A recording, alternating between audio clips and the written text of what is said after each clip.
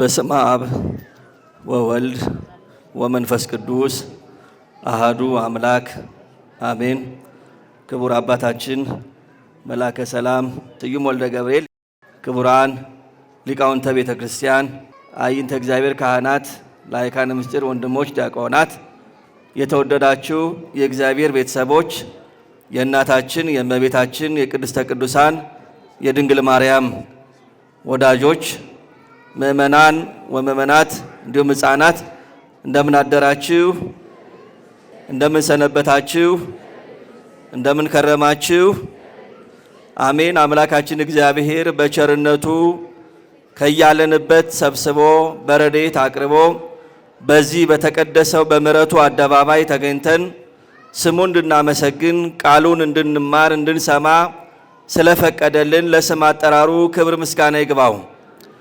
ለቅዱሳን ለአባቶቻችን ለነቢያት፣ ለሐዋርያት፣ ለሊቃውንት ምስጢርን ጥበብን የገለጠ አምላክ ለእኔም ለእናንተም በቸርነቱ ለአእምሯችን በሚመጥነን መልኩ እንዲያስተምረን ምስጢሩ እንዲገልጥልን ቅዱስ ፈቃድ ይሁንልን።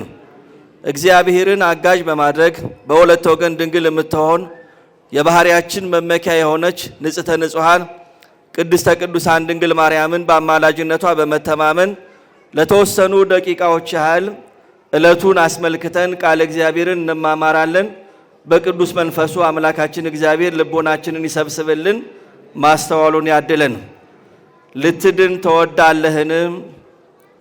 ልትድን ትወዳለህን? በሚል ርዕስ ለተወሰኑ ደቂቃዎች ያህል ቃለ እግዚአብሔር እንማማራለን። ጌታችን አምላካችን መድኃኒታችን ኢየሱስ ክርስቶስ በዚህ ዓለም በሥጋ ተገልጦ በሚያስተምርበት ጊዜ ብዙ ተአምራትን እንዳደረገ ወንጌላውያን ቅዱሳን አባቶቻችን ሐዋርያት ጽፈውልናል። ከአራቱ ወንጌላውያን አንዱ የሆነው ወንጌላዊው ቅዱስ ዮሐንስ ጌታችን ኢየሱስ ክርስቶስን በግብርም የተከተለ ክርስቶስን በዓይኑ ያየ በእጁ የዳሰሰ በዋለበት የዋለ ባደረበት ያደረ ትምህርትና ታምራት ያልተከፈለበት ታላቁ ሐዋርያ ቅዱስ ዮሐንስ ጌታችን ኢየሱስ ክርስቶስ ያስተማረውን ትምህርት ያደረገውን ታምራት በልዩ ሁኔታ መዝግቦልናል። ዛሬ በቅድስት ቤተ ክርስቲያናችን ሥርዓት መሠረት ከአብይ ጾም ሳምንታት አንዱ መጻጉዕ ተብሎ የሚጠራው ሳምንት ነው። ጌታችን ኢየሱስ ክርስቶስ ድውያንን እንደፈወሰ በልዩ ልዩ ደዌ ተይዘው ያሉትን የተጨነቁትን እንደፈወሰ የምንማርበት የምናስብበት ዕለት ነው ዛሬ። የዓለም መድኃኒት ክርስቶስ በሥጋ ተገልጦ በሚያስተምርበት ጊዜ ብዙ ድውያን ወደ እርሱ እየመጡ ይፈወሱ ነበረ። እርሱ የማይፈውሰው ደዌ አልነበረም። ከክርስቶስ አቅም በላይ የሆነ የትኛውም በሽታ አልነበረም። ጌታ በሚያስተምርበት ዘመን የተለያየ በሽታ የነበረባቸው፣ ዓይናቸው የታወረም፣ እጅ እግራቸው የሰለለም፣ በልዩ ልዩ ስቃይ ውስጥ የሚኖሩትን ዓለም የገፋቻቸው፣ ተስፋ የቆረጡ፣ አይድንም በሚባል በሽታ ተይዘው ሞታቸውን ሲጠባበቁ የነበሩትን ሁሉ በነፃ ያለ ዋጋ ሲፈውሳቸው እንደነበረም ወንጌላውያን በሚገባ ጽፈውልናል። ጌታችን ኢየሱስ ክርስቶስ ድውያንን ሲፈውስ በቃል ተናግሮ የሚፈውስበት ጊዜ አለ። በእጁ ዳሶ የሚፈውስበት ጊዜ አለ። በልብሱ የሚፈውስበት ጊዜ አለ።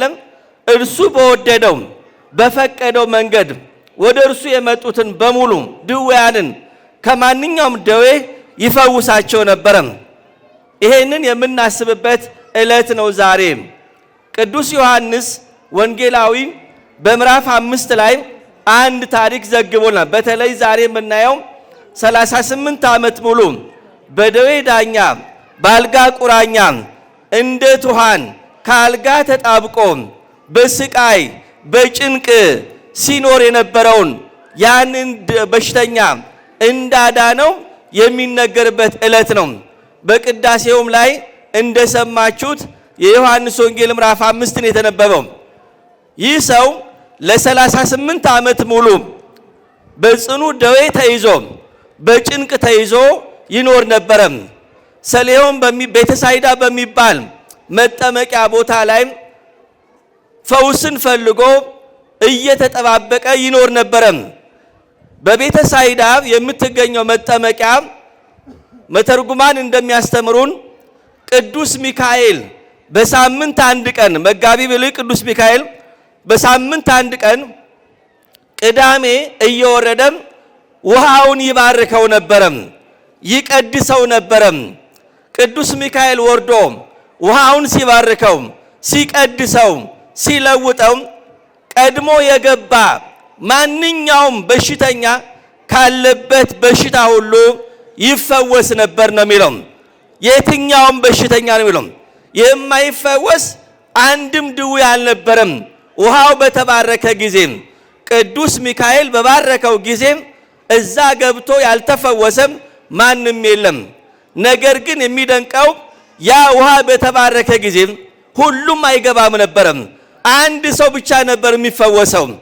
ከዛ ሁሉ ሰው ወረፋ ከሚጠብቀው ለመዳን ጓጉቶ ደጅ ከሚጠናው አንዱ ሰው ብቻ ነበር የሚፈወሰው። ይሄ ለምን ሆነ? ሁሉም አለመፈወሳቸው ምስጢሩ ምንድነው ቢባል ኦሪት ወይም በዘመነ ብሉይ የሚደረገው ፈውስ ፍጹም እንዳልነበረም፣ እውነተኛ ድህነት፣ እውነተኛ ሰላም በብሉይ ኪዳን በዓመተ ፍዳ በዓመተ ኩነኔ እንዳልነበረም ለማጠየቅ ነው። ጉልበት ያለው አቅም ያለው ብቻ ተሽቀዳድሞ ሮጦ በመግባት ይድን ነበረም። እዛ የተባረከው ውሃ ውስጥ ለመግባት የሚያስፈልገው መስፈርቱ በዘመኑ በጊዜው ስጋዊ አቅም ብቻ ነበረም፣ ጉልበት ብቻ ነበር የሚያስፈልገው እና ሁሉም ቤተሰብ ያለው ወገን ያለው እዛ እየጠበቀ በሽተኞችን ውሃው ሲባረክ እየወሰደ ይጨምራቸውና ይፈወሱ ነበረ። ይህ ለ38 ዓመት ሙሉ እንደ ትኋን ተጣብቆ ይኖር የነበረው ሰው ግን አንስቶ ውሃ ውስጥ የሚጨምረው ጸበል ውስጥ የሚጨምረው ሰው ስላልነበረው ቁጭ ብሎ ይመለከት ነበረ። ከእርሱ በኋላ የመጡት ሁሉም እየተፈወሱ ወደ ቤታቸው ሲሄዱ እርሱ ግን አይኑን አቁለጨልጭ ነበረ። የሚገርም ነው። ከዕለታት አንድ ቀን ግን የዓለም መድኃኒት ክርስቶስ እርሱ ወዳለበት መጣ። ለብዙ ዓመታት በደዌ እንደተሰቃየ አውቋልና ወደ እርሱ መጣና ልትድን ትወዳለህን አለው። ምን ልትሆን? ሁላችሁም በሉ ልትድን ትወዳለህ አለው። ይህ ሰውዬ በእውነቱ እዛ የተቀመጠው ምን ፈልጎ ነው? ምን ፈልጎ ነው? መዳን ፈልጎ ነው። ይህ ሰው መዳን እንደፈለገ ክርስቶስ ያውቃል አያውቅም? ለምን ጠየቀው ታዲያ? አያችሁ፣ እዚህ ጋር ነው ሚስጥሩ። መዳን እንደሚፈልግ እያወቀ መጠየቁ ስለምንድን? አንዳንድ ምስኪኖች አሉ አንዳንድ የመጽሐፍ ቅዱስ ቃላቶችን በሚገባ ሳይረዱ በራሳቸው አረዳድ ብቻ በመውሰድ ጌታችን ኢየሱስ ክርስቶስን ክብር ይግባውና አላዋቂ ነው የሚለው አሉ። እንዲህ የሚናገሩ በድፍረት የሚናገሩ ሰዎች አሉ። እግዚአብሔር ልቦና ይስጣቸው። መጽሐፍትን ካለማወቅ የተነሳ ትስታላችሁ እንዳለ ብዙዎች ተሰናክለውበታል። በክርስቶስ መጽሐፍ ቅዱስ በመንፈስ ቅዱስ የተጻፈ ስለሆነ መጽሐፍ ቅዱስን ለመረዳት መንፈሳዊ መሆንን ይጠይቃል። በስጋ ፈቃድ በራስ ስሜት ብቻ የሚተረጎም አይደለም። በመጽሐፍ ቅዱስ ይህንን የመሰሉ ብዙ ነገሮችን ማየት እንችላለን። ለምሳሌ እስቲ ልጠይቃችሁ። አዳም አትብላ የተባለውን ዕፀ በለስን በበላ ጊዜ ደንግጦ ቅጠል ለብሶ የገነት ጫካ ውስጥ ተደብቆ ነበረ። ኦሪት ዘፍጥረት ምዕራፍ 3 ላይ እንደምናነበው እግዚአብሔርም ድምፅ እያሰማ መጣ፣ እንዲህ አለው፣ አዳም አዳም ወዴት ነህ አለው። አዳም ወዴት ነህ አለው። አሁን እግዚአብሔር አዳም ያለበትን ያውቃል አያውቅም? ያውቃል። አሁን እግዚአብሔር አዳምን ወዴት ነህ ስላለው እግዚአብሔር አላዋቂ ነው ማለት ነው? እንደዚህ አይተረጎም። አያችሁ? ይሄን ብቻም አይደለም። አዳም አትብላ ያልኩን ዕፀ በለስን በላህን ብሎ ይጠይቀዋል። እንደ በላ ያውቅም? ያውቃል እኮ ይኸውላችሁ፣ ያውቃል። ይሄ የመጽሐፍት ልማድ ይባል፣ ልማደ መጽሐፍት ነው። እያወቁ እንዳላዋቂ መሆን። ሙሴን እግዚአብሔር እንዲህ ይለዋል፣ ሙሴ ሆይ በእጅህ ምን ይዘሃል ይለዋል። በእጅህ ምን ይዘሃል? ኦሪት ዘጸአት ላይ እንደምናነበው ሙሴ በእጁ ምን ነበር የያዘው? ተአምራት የሚያደርግበት በትር ነበረው። ሙሴ በእጅ ምን ይዘሃል አለው። ሙሴ የዋህ ነውና በእጄ በትር ይዣለሁ አለ። አሁን ሙሴ በትር እንደያዘ እግዚአብሔር ሳያውቅ ነው? አያችሁ ክርስቲያኖች፣ እንዲህ አይነት አላዋቂዎች ሰዎች አሉ። እንደገና ደግሞ የ4 ቀን ሬሳ የሆነውን አልዓዛርን ከሞት በሚያስነሳበት ጊዜ ትዝ ይላችኋል። ሞቱን አስቀድሞ አውቋል። ሐዋርያት እንዲህ አላቸው፣ ወዳጃችን አልዓዛር ተኝቷል፣ ላስነሳው ይሄዳለሁ አለ። ሐዋርያት አልገባቸውም። ጌታ ሆይ እሱማ ከተኛ ይነሳል አሉ። በግልጽ ቋንቋ አልዓዛር ሞቷል አላቸው። ከዛ በኋላ በአራተኛው ቀን ወደ ቢታንያ መጣ።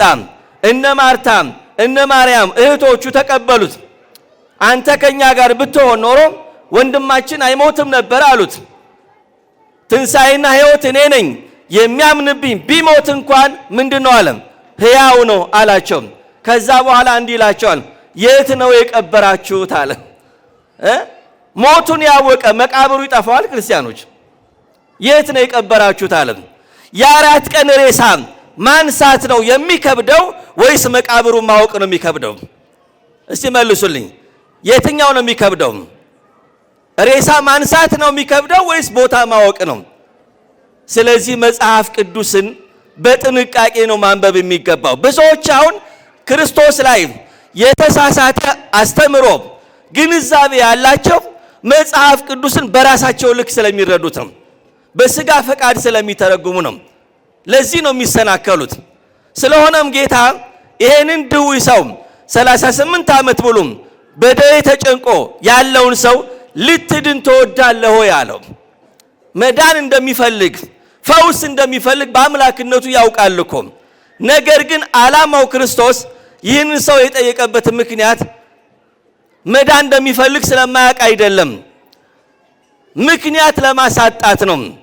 ኋላ የሰውየው ክፉ ጠባይ እንደሚገለጥበት ስላወቀ አስፈቅዶ ልትድን ትወዳለህ ያለ። ክርስቲያኖች አያችሁ፣ እግዚአብሔር ያለ ፈቃዳችን የሚያደርገው አንዳችም ነገር የለም።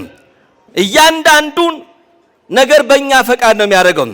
ልትድን ትወዳለህ ያለው እግዚአብሔር ሰዎችን የሚያድነው በፈቃዳቸው ነው። ያመኑበት ይድናሉ፣ ያመኑበት ይፈወሳሉ፣ ፈቃዳቸውን የገለጡ ይፈወሳሉ። የሰው ልጆች 3 ነገሮች ተሰጥቷቸዋል። ለሰው ልጆች ስንት ነገሮች? 3 ነገር ተሰጥቷቸዋል። አንደኛ ነፃ ፈቃድ አላቸው።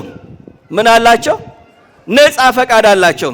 ሁለተኛ ምርጫ ተሰጥቶናል፣ ምርጫ ተሰጥቶናል። ሶስተኛ በነፃ ፈቃዳችን ለመረጥነው ምርጫ ምን እንወስዳለን? ኃላፊነት እንወስዳለን። ስለዚህ አስፈቅዶ ሊያድነው ወደደና ልትድን ትወዳለህ ሆይ አለው። አያችሁ ክርስቲያኖች፣ የኛ አምላክ የሚያስገድድ አይደለም፣ በግድ መን አይልም። ክርስትና የሚሰማ ጆሮ ያለው ቢኖር መስማትን ይስማ ነው የሚለው። አያችሁ፣ የሚሰማ ቢኖር ይስማ። በግድ ስሙኝ አይልም፣ በግድ መኑኝ አይልም። ይሄ ነው ክርስትና። ተመልከቱ፣ እኛ ክርስትናችን በኃይል አይደለም የተሰበከችው፣ በጉልበት አይደለም የተስፋፋችው፣ በፍቅር ነው የተሰበከው። የፈቀደ ይከተለዋል፣ ያልፈቀደም ይተወዋል። በዮሐንስ ወንጌል ምዕራፍ 6 ላይ እንደተጻፈው እናንተስ ልትሄዱ ተወዳላችሁ ነው ያላቸው እኮ።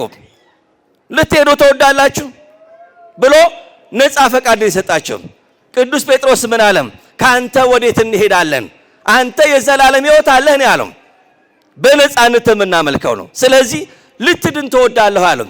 የሰውየውን ጥመት ስለሚያውቅ ኋላ የሚሰራውን ተንኮል ስለሚያውቅ አስፈቅዶ ልትድን ትወዳለህ አለው። ሰውየው ግን ምን አለ? ጌታ ሆይ አለ፣ እኔ እዚህ ከተቀመጥኩ ብዙ ዓመታት ነው። ከኔ በኋላ የመጡ ተፈውሰው ይሄዳሉ። እኔ ግን ውሃው በተናወጠ ጊዜ አንስቶ ውሃ ውስጥ የሚጨምረኝ ምን የለኝም አለ። ሰው የለኝም አለው። ምን የለኝም? ተስፋ ያደረገው ማንን ነው? ሰውን ነው የሚጠብቀው። የሚገርም ነው። እሱ ተስፋ አድርጎ የጠበቀው ሰውን ነበረም። በሰው የሚታመን ስጋ ለባሹንም ክንዱ የሚያደርግ ምን ይሁን ነው የሚለው መጽሐፍ? የተረገመ ይሁን ይላል። መመካት በማን ነው? በእግዚአብሔር ነው መመካት። በስጋ ለባሽ፣ በደካማው፣ በፈራሹ፣ በበስባሹ በሰዎች መመካት የለብንም። ቅዱስ ጳውሎስ የሚመካ በማን ይመካል? አያችሁ፣ መመካት በእግዚአብሔር ነው። ቢደገፉት የማይጥል ቢታመኑት የማይከዳ እውነተኛ መታመኛችን እግዚአብሔር ነው መሆን ያለበት። ሰው የለኝም አለ። እኛስ ብዙ ሰዎችን ተስፋ እናደርግ የለም? ክርስቲያኖች ሰውን ተስፋ አድርገን የተቀመጥን የለንም? በሰዎች ተማምነን የተቀመጥን የለንም?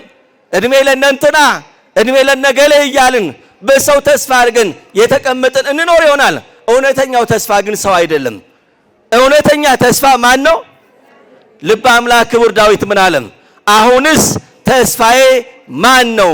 እግዚአብሔር አይደለምን ይላል። የክርስቲያኑ ተስፋ ማን ነው?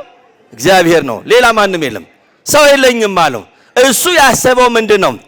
አንስቶ ተሸክሞ ይዛ ጸበል ውስጥ ይከተኛል ብሎ ነበር የጠበቀው። ሲያየው ጎልማሳ ነዋ፣ ጉልበት አለው ብሎ አሰበ። አጠገቡ የቆመው የባህሪ አምላክ እንደሆነ አላስተዋለም። በስጋ የተገለጠ በአጭር ቁመት በጠባብ ደረት የተወሰነ አምላክ እንደሆነ አላስተዋለም። ተራ ሰው መሰለው። አንስቶ እንዲጨምረው ተስፋ አደረገ። ነገር ግን የእውነት መድኃኒት የሕይወት ውሃ የሆነው ክርስቶስ እዛ መግባት ሳያስፈልገው ተነሳና አልጋህን ተሸክመህ ሂድ አለው። ተመልከቱ፣ በቃል ብቻ ወዲያውኑ ያ ሰው ዳነ ነው የሚለው። በቃሉ ተመልከቱ። ተነስ አለው። እግዚአብሔር በቃሉ ይችላል አይችልም? በቃሉ እኮ ነው ዓለምን የፈጠረ። የሚታየውንም የማይታየውንም ግዙፉንም ረቂቁንም ምድራዊውንም ሰማያዊውንም ሁሉንም በቃል እኮ የፈጠረ ነው። ይሄ እንደው ምን አለው? ተነስ አለው። ተመልከቱ፣ ተነስ ኃይል አለው ቃሉ። ድውያንን ይፈታል፣ አጋንንትን ያወጣል በቃሉ። ተነስ አለው። ሰውየው ያልጠበቀው ነገር ነው። እሱ ያሰበው ጸበል ውስጥ ገባለው ነው። ጌታ ግን ባልጠበቀው መንገድ መጣ። ተመልከቱ፣ ተነሳ አለው። አልጋህን ተሸክመህ ሂድ ወደ ቤትህ አለው። ተመልከቱ፣ ብድግ አለ። ያ ሰውነቱ በረታለት። የደቀቀ ሰውነቱም የዛለ ሰውነቱም በደዌ የተመታው ሰውነቱ ተበረታታ፣ ብድግ አለ። አልጋውን ተሸከመ። 38 ዓመት ሙሉ የተሸከመችውን አልጋ ራሱ ተሸከማት። ተመልከቱ፣ ይሄ የሚደንቅ ነው በእውነቱ። ተአምራት እኮ ማለት ይሄ ነው። ይዞ ወደ ቤቱ ሄደ። ወደ መንገድ ሄደ። በጣም የሚገርመው ግን አንድ እናስተውላለን። ይህ ሰው እንዲህ ተፈውሶ እያለ ክርስቶስን ግን አላመሰገነውም።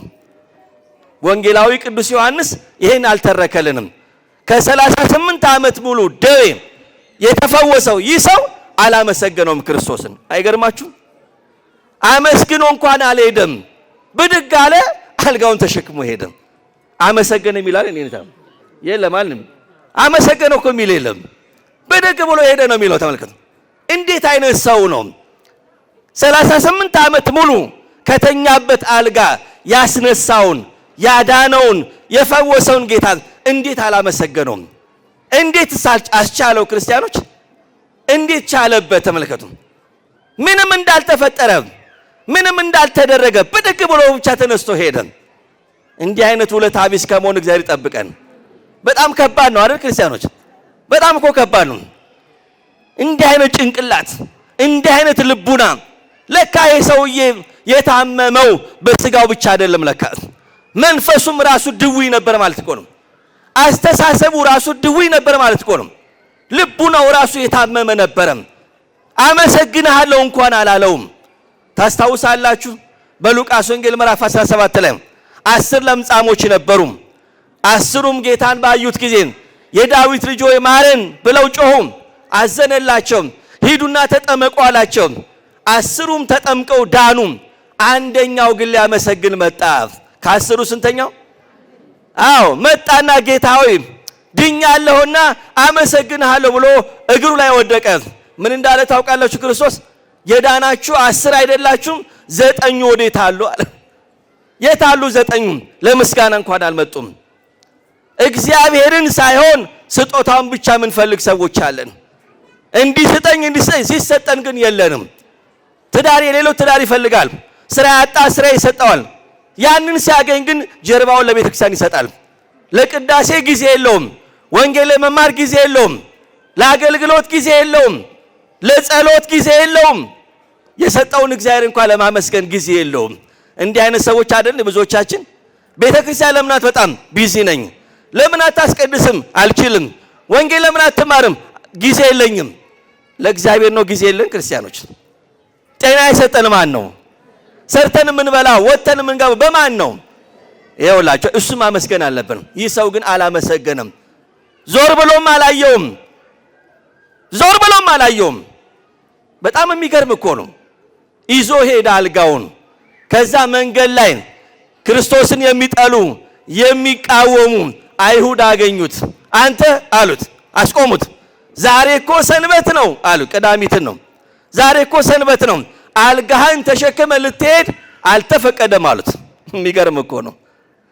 የሰንበት ጌታ እኮ ነው ያዳነው። እናንተ እግዚአብሔር ለሰንበት ሰንበትን ለሰው ነው የሰራት። የሰንበት ጌታ ነው የፈወሰው። አልጋህን ልትሸከም አይገባም አሉት። እነዚህም ሰዎች ጠማሞች ናቸው። ተመልከቱ። ይህ ሰው እኮ 38 ዓመት ሙሉ እንደታመመ ያውቃሉ። ማን ነው ያዳነህ ብለው እንኳን አልጠየቁትም። እንዴት ተፈወስክ ብለው እንኳን አልጠየቁትም። እነሱን ያስጨንቃቸው አልጋ መሸከሙ ነው። መደነቅ አልነበረባቸውም ክርስቲያኖች? በእርሱ መዳን በእርሱ መፈወስ መደነቅ ሲገባቸው፣ ማመስገን ሲገባቸው፣ እግዚአብሔርን ማክበር ሲገባቸው ሐሳባቸው ግን ሌላ ሆነ። የሚገርም እኮ ነው። ይሄን ያህል ነበር የሚቃወሙት ክርስቶስ። ማን ነው አልጋህን ተሸክመህ ሂድ ያላል? ሰውየው ምን አለ መሰላችሁ? ያዳነኝ ያ ሰው አለ። ያዳነኝ ያ ሰው አለ። አያውቀውም። ተመልከቱ። ያ ሰው ነው አልጋህን ተሸክመህ ሂድ ያለኝ አለ። ያ ሰው አለ። ያዳነውን እንኳን አላወቀውም። የፈወሰውን እንኳን አላወቀውም። ለማወቅም አልፈለገም። የሚገርማችሁ ለማወቅ እንኳን አልፈለገም። በእውነቱም የገባበት ገብቶ ፈልጎ አጠያይቆ ያንን ያዳነውን ጌታ ሊያመሰግነው ሲገባ ያዳነኛ ሰው አለ። እሱ ነው አልጋህን ተሸክመ ሂድ ያለኝ አለ። ንቀቱን ተመልከቱ። ይሄ ታዲያ በእውነት እንደው እንዲህ አይነት ሰዎች የሉም በዓለም ላይ? ልባቸውም ውጫቸውም ጥመት የሞላበት ያዳነኛ ሰው ናል። ከዛ በኋላ ጌታችን በሌላ ቀን አገኘውና እንዲህ አለው፣ አሁን ድነሃል አለው። ምን ሆነሃል? ድነሃል። አሁን ድነሃል። ከዚህ የባሰ እንዳይመጣብህ እንዳያገኝህ ደግመህ ምን አትበል፣ ኃጢአት እንዳትሰራ አለው። ምን ማለት ይመስላችኋል? ለካ 38 ዓመት ሙሉ በደዌ ዳኛ በአልጋ ቁራኛ የተያዘው በኃጢአት ነበር። ደዌ ኃጢአት ነበር የያዘው። አሁን ድነሃል፣ ይቅር ብዬሃለሁ። ከቀደመው በደልህ ምሬሃለሁ፣ ይቅር ብዬሃለሁ። የቀደመው ኃጢአትህ በስጋህ ላይ ነው መከራ ያመጣብህ። አሁን ግን የባሰ እንዳያገኝህ በነፍስህ እንዳትጎዳ እወቅበት፣ ተጠንቀቅ አለው። ምን ማለት ነው? ለአይሁድ እንዳትነግራቸው፣ ለሚጠሉኝ ለሚቃወሙኝ ለአይሁድ እንዳትነግራቸው አለ።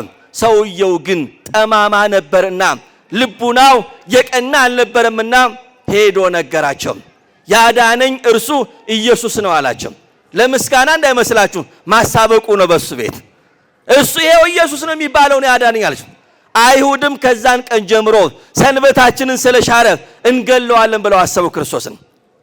ጌታ በተያዘ ጊዜ በጲላጦስ አደባባይ ለፍርድ በቆመ ጊዜ የሐሰት ምስክር ሆኖ የቀረበው ይሄው ሰው እኮ ነው። አድነኝ ሳልለው ያለ ፈቃዴን ያለ ውዴታዬ በሰንበት ቀን መጥቶ አድኖኛል ብሎ ያዳነውን ጌታውን በጥፊ መታው። ተመልከቱ፣ አይ ውለታ! ተመልከቱ፣ በጥፊ መታው። እጁ ደረቀች፣ አይኑ ጨለመበት፣ የበለጠ መከራ አገኘው። የገሃነም ልጅ አደረገው ክርስቶስ። የባሰ ፍርድ ውስጥ ገባ። ተመልከቱ፣ ውለታውን ረስቷልና። የዚህ ሰው መጨረሻው እጅግ የከፋ ነው። ውለታ መርሳት ከባድ ነው ክርስቲያኖች። የእግዚአብሔርን ውለታ የሰውንም ውለታ መርሳት ከባድ ነው። ትናንትናችን መርሳት የለብንም። የረዱንን ሰዎች በጭንቀታችን ጊዜ በችግራችን ጊዜ የደረሱትን ሰዎችን ባገኘን ሰዓት በተሾምን ጊዜ መርሳት የለብንም። ውለታ ቢስ አንሁን ክርስቲያኖች። ውለታዎችን አንርሳ። ቆም ብለን አስብ እስቲ። የረሳናቸው ሰዎች የሉም? በጨነቀን ጊዜ በቸገረን ጊዜ ያገለገሉን የረዱንን አረሳናቸውም? አልተውናቸውም? እናስተውል። ልትድን ትወዳለህን ነው ርዕሳችን። ዛሬስ እኛ መዳን ያስፈልገናል አያስፈልግንም? ክርስቲያኖች የዚህን ሰው ታሪክ ተርከን ብቻ መለየት አይደለም። ለእኛም ድህነት ያስፈልገናል፣ ለእኛም ፈውስ ያስፈልገናል። ልትድኑ ትወዳላችሁ ሆይ ብሎ ጥያቄ ዛሬ ይጠይቃል ክርስቶስ። ልትፈወሱ ትፈልጋላችሁ ሆይ ይላል ክርስቶስ። ታመናል አልታመምንም? ንገሩ እንጂ። ታመናል። ምን ጥያቄ ያለው? ታመናል። ሁላችንም ታመናል። እንዴ ማን ጤነኛ አለን? ቆመን ስለሄድን ነው እንዴ? አልጋ ላይ ስላልወደቅን ነው እንዴ? ሆስፒታል ስላልገባን ነው እንዴ? ጸበሉ ስላልገባን ነው እንዴ? ቆመንም እኮ ታመናል። እንዴ በትዳሩ ያልታመመ ማን ነው? በስራው ያልታመመ ማን ነው? በኑሮ ያልታመመ ማን ነው? ታመናል ክርስቲያኖች፣ ታመናል። በኃጢአት ያልታመመ ማን ነው? በኃጢአት ያልቆሰለ ማን ነው? ነፍሱ በኃጢአት ያልጎሰቆለችበት ማን ነው? ማን ነው ደፍሮ እኔ ጤነኛ ነኝ የሚል? ማን ነው እኔ ደህና ነኝ የሚል? ሁላችንም ታመናል። በውስጥ በአፋ ታመናል። በነፍስ በስጋ ታመናል። ምን ያስፈልገናል? መድኃኒት ያስፈልገናል። ፈውስ ያስፈልገናል። እንዴ ያለን ይመስላችኋል እንዴ? ሰው እኮ ብቻውን እያወራ እኮ ነው የሚሄደው። ሰላም እኮ አጥቷል። ህሊናው ሰላም የለውም። እረፍት እኮ የለውም። እንበላለን አንጠግብም፣ እንጠጣለን አንረካም፣ እንለብሳለን አይሞቀንም አይደምቀንም። ደስተኞች እኮ አይደለንም። እያስመሰልን ነው እኮ። ደስተኛ መስለን እንታያለን። ታመናል፣ ቆስሏል። ፈውስ ያስፈልገናል፣ መድኃኒት ያስፈልገናል። ልትድን ትወዳለህ ያለ ሀገራችን ታማለች። ሰላም እኮ አታለች። የምንሰማው የምናየው ሁሉ ጆሮን ጭው የሚያደርግ አይደለም ወይ? ሰላም የሚሰጥ ነው ወይ? እንዴ ታመናል ሁላችንም። ለሁላችንም መድኃኒት ያስፈልገናል። ሀገር እንድትፈወስ፣ ማህበረሰቡ እንዲፈወስ፣ ግለሰቦች እንዲፈወሱ መድኃኒት ያስፈልጋል። መድኃኒታችንም ራሱ ክርስቶስ ነው። ከሱ ሌላ መድኃኒት የለንም። ሰላማችን ክርስቶስ ነው። ወደ እርሱ መምጣት ነው ያለብን ለመፈወስ። ፈቃዳችንን ጠየቀን። ልትድኑ ትወዳላችሁ አለ። አዎ ካለው በንስሐ መመለስ ነው። በንስሐ መመለስ፣ የበደልነውን በደል ያጠፋነውን ጥፋት በንስሐ መመለስ ነው። ክርስቲያኖች ከኛ እኮ የሚጠብቀው ይሄን ብቻ ነው። ምንም አይጠብቅም ከኛ። ተመለሱ ነው የሚለው። ወደ እኔ ተመለሱ ነው አለ። እንዴ ከእግዚአብሔር ተለይተን ምን አይነት ሰላም ይኖረናል? ሕጉን እያፈረስን እያመጽን በሕጉ ላይ የትኛውን ደስታ እናገኛለን? ሰላማችን ክርስቶስ ነው። ሰላማችን እግዚአብሔር ነው። ፈውሳችን እግዚአብሔር ነው። እንመለስ ወደ እርሱ። ልትድን ትወዳለህ ያለ እግዚአብሔር አምላካችን ሁላችንም ይፈውሰን። አዎ ሰላሙን ይስጠን። የታመመችውን ሀገራችን ይፈውስልን። የተጨነቅንበትን ሁሉ እግዚአብሔር ይፈውሰን። ልትድን ትወዳለህ ሆይ አምላካችን እግዚአብሔር ስላስተማረን ክብር ምስጋና ይግባው። የሰማነውን በልቦናችን ያሳድርብን። ከተዋህዶ ሃይማኖት ከሥላሴ ልጅነት ከቅዱስ ቤተክርስቲያን ያናውጠን። ንስሐ ገብተን ቅዱስ ሥጋውን ክቡር ደሙን ተቀብለን ስሙን ለመቀደስ ክብሩን ለመውረስ ያብቃን። ይቆየን። መምህራችን መምህር ዳንኤል በቀለ የዕለቱን ወንጌል የዮሐንስ ወንጌል ምዕራፍ 5 ከቁጥር 1 ጀምሮ ያለውን ታሪክ እጅግ ሰፋ አድርገው አስተምረውናል። እግዚአብሔር አምላካችን ለመምህራችን ቃለ ሕይወትን ያሰማልን፣ ቃለ ሕይወትን ያሰማልን። የአገልግሎት ዘመናቸውን እግዚአብሔር አምላክ ባርኮ ቀድሶ ይስጥልን። ከዚህ በመቀጠል የደብራችን ሰባኪ ወንጌል የሆኑት ማለትም መምህር ብርሃኑ ማይረግ የደብራችን ሰባኪ ወንጌልና አሁን የተቋቋመው የሚዲያ ክፍል ኃላፊ ሆነው እያገለገሉን ያሉት መምህራችን ስለ ሚዲያው አጠር ያለ መልእክት ያስተላልፉልንና ሌሎችን በኋላ እንቀጥላለን። እንደምታዩት ደብራችን ደረጃውን የጠበቀ ሚዲያ እንዲኖረው ሰበካ ጉባኤ ፈቅዶልን ጥረት እያደረግን ነው። ይሄ ሚዲያ የእናንተን ድጋፍ ይፈልጋል። የሚገርመው ይህ ሚዲያ የእናንተ ነው። የቅዱስ ሚካኤል ቅድም መምህራችን ሲያስተምሩን እግዚአብሔርን ሳይሆን የሚሰጠውን ስጦታ ነው የምንፈልገው የሚል ወርድ ተጠቅመው ነበርና እኛ ቅዱስ ሚካኤል በብዙ ነገር ረድቶናል። ይህንን ሁላችሁ ታውቃላችሁና አሁን ይሄ ሚዲያ የእሱ ነው፣ እያንዳንዳችን ነው ማለት ነው፣ የየራሳችን ነው። የግለሰብ ሚዲያዎች እነዚህ የሶሻል ሚዲያዎች በሚሊዮን የሚቆጠር ተከታይ ያላቸው፣ የእናንተ ሚዲያ የየካ ደብረ ሳህል ቅዱስ ሚካኤል ሚዲያ ግን በእውነቱ ከከፈት ነው ቆየት ብለዋል። ግን እንደዚህ ማስተዋወቅ የጀመርነው በአጭር ጊዜ ቢሆንም አሁን ያለን 515 ሰብስክራይበር ነው ያለው፣ በሚሊዮን የሚቆጠር ሌሎች አላቸው። ስለዚህ ይህንን አስቡበት ለማለት ነው። ሌላው ቲክቶክም ቢሆን በጣም ብዙ ተከታይ ነው ያላቸው። የኛ እንግዲህ ወደ 9144 ፎሎወርስ ናቸው ያሉት በቲክቶክ። ስለዚህ ይሄ በጣም እንደው ለቅዱስ ሚካኤል አናሳ ነውና እያንዳንዳችሁ እንግዲህ ሰብስክራይብ እንድታደርጉ አደራ ማለት እፈልጋለሁ። የካ ሚካኤል ብላችሁ ስትገቡ የእናንተ ሚዲያ ነው። ሼር በማድረግ ለሁሉም በማስተዋወቅ ይህንን በእውነት ብዙሃኑ ይህንን የወንጌል ስርጭት እንዲከታተሉና ይህን የጀመርነውን የቤተ ሰሊሆም ህንፃ በአግባቡ እንድንፈጽም ሁላችንም የየድርሻችን እንድንወጣ አደራ ማለት እፈልጋለሁ። አሁን ለጊዜው እንደምታዩት ካሜራ ለአንድ ካሜራ 4000 ብር እየከፈልን 2 ካሜራ ነው አሁን 8000 ብር ከፍለን ነው እንግዲህ ይህንን ስፖንሰር በማድረግ አሁን ለጊዜው ካሜራ እስክትገዙልን እንደምትገዙልን ተስፋ እናደርጋለን። ትገዙልን አላችሁም። የካሜራውን አይነት እያጠናን ነው። በምትችሉት መጠን እናንተ በምትችሉት አቅማችሁ በፈቀደ ይህንን ሚዲያ እንድታግዙ አደራ ማለት እፈልጋለሁ። ለጊዜው ግን የምንከራያቸውን ከቀጣዩ እንግዲህ የቅዱስ ሚካኤል ይመጣን ኮሜንት ሴሽን ላይ ሊደረግላችሁ በየካ ደብረ ሳህል ቅዱስ ሚካኤል ሊደረግላችሁ የምትፈልጉትን እዛ ላይ ኮሜንት ሴሽን ላይ ብታስቀምጡልን ጨምቀን መልሰን እናንተ እናቀርባለን። ስለዚህ አሁን ከቀጣዩ ሚካኤልና የደብረ ዘይትን ሰፊ ፕሮግራም ነው ያሰብነው። ይህንን ፕሮግራም ስፖንሰር በማድረግ ሁላችሁም እንድትተባበሩ አደራ ማለት እፈልጋለሁ። ቀጣዩን እንግዲህ የላይቭ ስርጭቱን በሚገባ ለማድረግ አንድ የላይቭ ስትሪሚንግ ዲቫይስ የምታስፈልገናለች። እሷ ከ80 ሺህ ብር እስከ 130 ሺህ ብር ነው የምታወጣው። እሷን ካገኘን ከዚህ በኋላ የምትከታተሉት እያንዳንዱ ፕሮግራም በቀጥታ ወደ እናንተ ይደርሳል ማለት ነው። እሷን የምትችሉ በጋራም ሆናችሁ እንድትገዙልን እንደዚሁም ካሜራ እንድትገዙልን የቢሮአችንም ስቱዲዮ ሴታፕ እየሰራን ነው። ለሱም የምትችሉ ሙያው ያላችሁ በገንዘብ የምትደግፉ አደራ ማለት እንፈልጋለን።